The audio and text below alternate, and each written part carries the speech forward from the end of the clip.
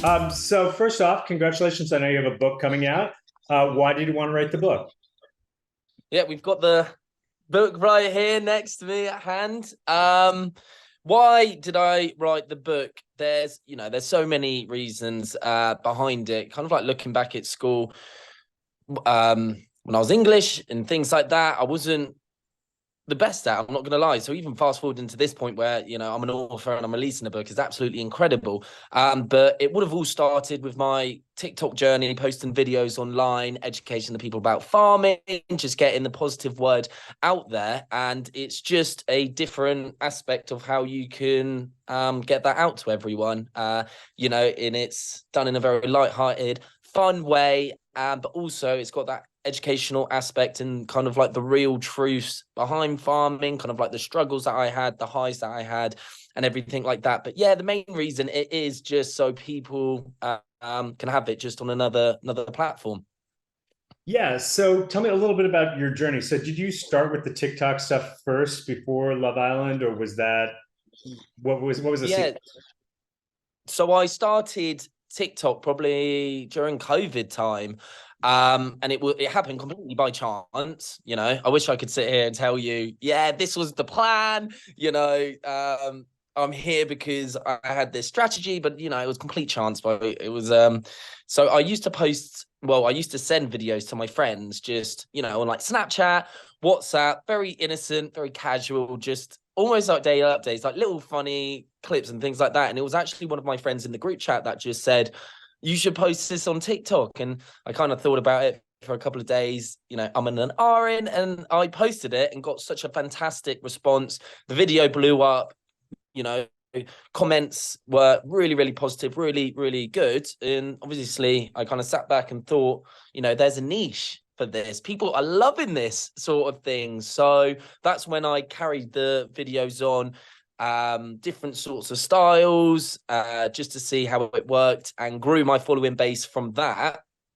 And then a year and a half down the line, that's where I got contacted to go onto Love Island. But especially with this book, For the Love of Farming, it was actually all written and produced before going into the villa, which is really, really nice. And then obviously went into the villa, just gave me a larger platform to shout the word about farming, to be quite honest.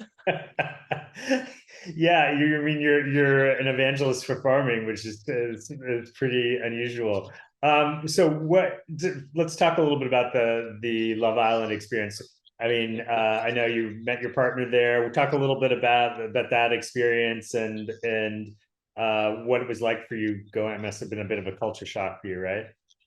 Massively, massively. I didn't, I got approached. I knew what Love Island was. However, I've never watched it kind of previous, but it's all over social media, it's all over TikTok, Instagram, everything like that. I knew what it was, but didn't, I haven't watched it at all. So it was a little bit going in the dark sort of feeling. And obviously the transition from 24/7 on the farm, working. I worked up until the morning of my flight. So I worked in the morning, got a car to the airport, and then flew to South Africa. And yeah, and then you have this.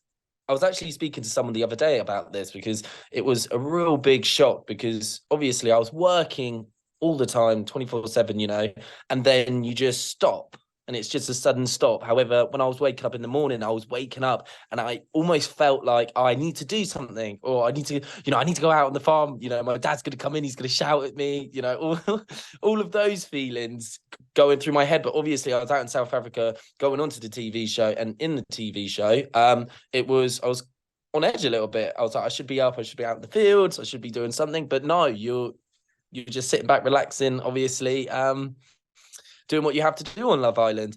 And then, that took a bit of adjusting, but got there. It wasn't like a holiday, I full advantage of it, relaxed, off the farm in the sun, absolutely beautiful. And then obviously when I left the show with Jesse, it was that massive contrast again, going back into the farm, because we had lambing straight afterwards, after the show in April. So I had about a week to adjust, to get finalized my book, look through it, kind of give it the green tick. Yep, this all looks amazing, sort of thing. And then started lambing, which is like 15, 16, 17 hours a day, while having a girlfriend in my house who I'd met on a TV show, but I was out on the farm, and it was just for 2, 3, 4 weeks afterwards, it was just go, absolute crazy. But it was nice coming back to the farm, back to my family, back to the friends, obviously bringing Jesse back to the farm. All worked out, all happy days. And we've got Jesse actually living in the farmhouse as we speak. I mean, that must have been a bit of culture shock for her, right? To move into that environment. 100%. Yeah. The way that we did it, actually, we couldn't have done it better for our relationship point of view. Because I know when people come off of reality TV, you're in the spotlight, you go to these parties, you go out, you could go crazy. It was like we were we were talking and we were like, right, is this going to work? Is this what we both want? What do we want? Where do we see ourselves? Everything like that. So we kind of just both made sure, because from my end, I know how I felt and she knew how she felt, but we were just kind of like just getting the justifications from each other, like, yeah, we both want this, do we? Yeah, we were like, yeah, we love each other and everything like that. But then obviously Jessie coming to the UK as well and living here, massive change. She's from Australia, Tasmania, which is actually more rural Yeah. than I am here. Yeah, because she came to the farm.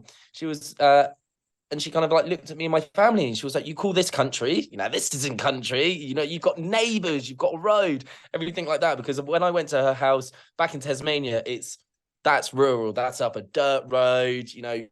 All you can see is bushland, no neighbors, just peace and quiet sort of thing. So, but she's adjusted fantastically. And the only thing she doesn't like, however, is the weather. We've had a terrible summer here, and I've just been like, no, I promise. Like, we normally do have a bit of sun, but it's just been rain.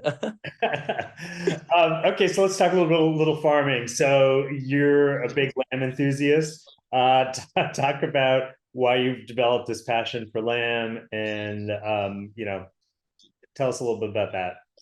So I'm a sixth generational farmer. Everything is what I grew up with. It's been in the family since 1850. And when me and my brother were growing up, my dad was made to go onto the farm. So when he was born, 1, 2 years old, my granddad put the wellies on him. You're going to be a farmer.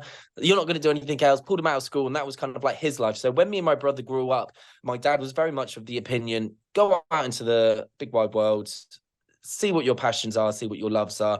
Obviously, the farm's, it's always going to be here sort of thing. So he was like, if you want to work here, great, that's absolutely fine. But if not, go and see what else you love sort of thing. And growing up, I always loved the farm, and so did my brother, and we always worked on there. However, it wasn't only till like I was 17 where I probably came back and was like, no, Dad, this is what I really want to do.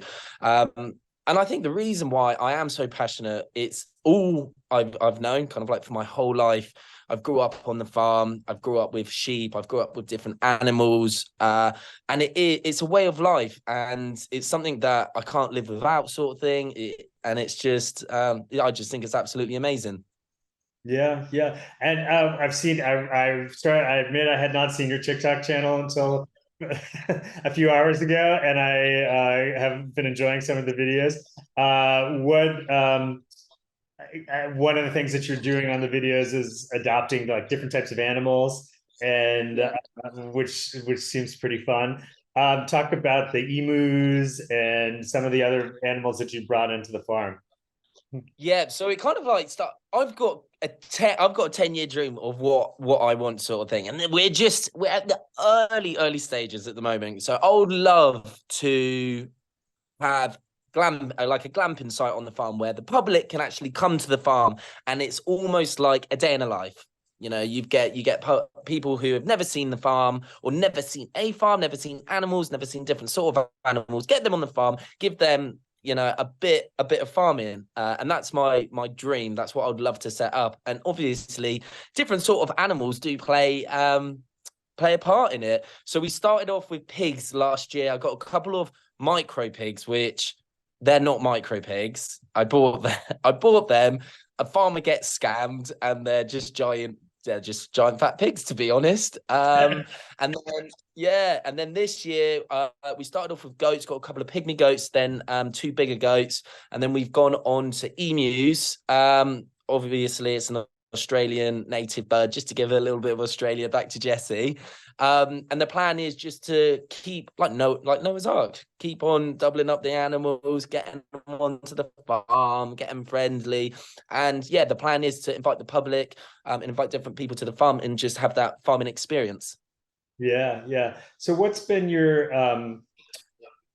biggest challenge this year with all the different stuff that you've got going on? Like, what's been the biggest challenge for you, managing all these different things that you've got in your life now? It would say the management of it, to be quite honest, because you know a lot of people that do go on the show quit their jobs, so when they come out they have all the time to kind of like focus on social media, go to different events and things like that. The most difficult thing is actually trying to juggle everything, because I've come home, I'm farming, but then you've also got the social media side to it where you've got to create content, and then you've got the other side of it, you've got to go to different events, you've got to do different interviews. Obviously with this book I've got to promote that, so it's juggling and trying not to burn myself out, trying to juggle all these different aspects. And at the moment I think I'm doing a really good job. I'm loving everything I do, and it is just keeping the love and keeping the passion, and as long as I'm happy and I'm enjoying it, then it doesn't really seem work, to be quite honest. Because even working on the farm, it's tough days, it's long hours, it is difficult at certain times of year, but because I have such a passion and a love for it, it doesn't feel like work. It doesn't feel like, I don't know, like a 9 to 5 where it's like, oh, I finish at 5, time to go in. It's, you know, you finish when you want to finish, sort of thing. Obviously the work has to get done, but you know, if I wanted to stay out a bit longer and get that bonding with the animals, I would, sort of thing. Yeah. Do you have a favorite chore to do on the farm and a least favorite one? Yeah, really boring. The least favorite is fencing. Just absolutely can't stand it. It is the most repetitive job, going round, knocking in posts, then pulling the wire and knocking in the nails. It's, although you do get a bit of a sense of achievement at the end of it when you look down the hedge line and you see a lovely new fence, it's the most boring job. And it's not like you're treating animals or dealing with animals. It's just you with a hammer in a field looking at a hedge, hammering in nails and posts, sort of thing.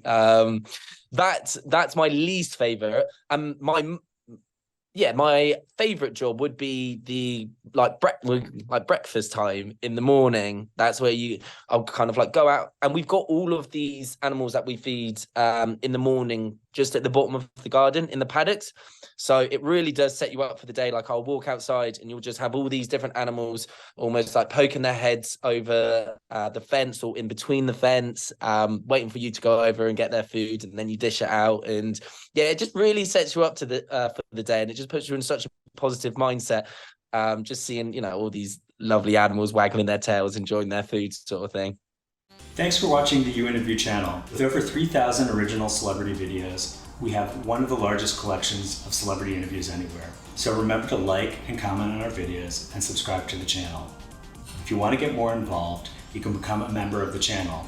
Membership has its perks. You can see exclusive celebrity videos and get the opportunity to ask our celebrity guests questions. We can't wait to hear from you.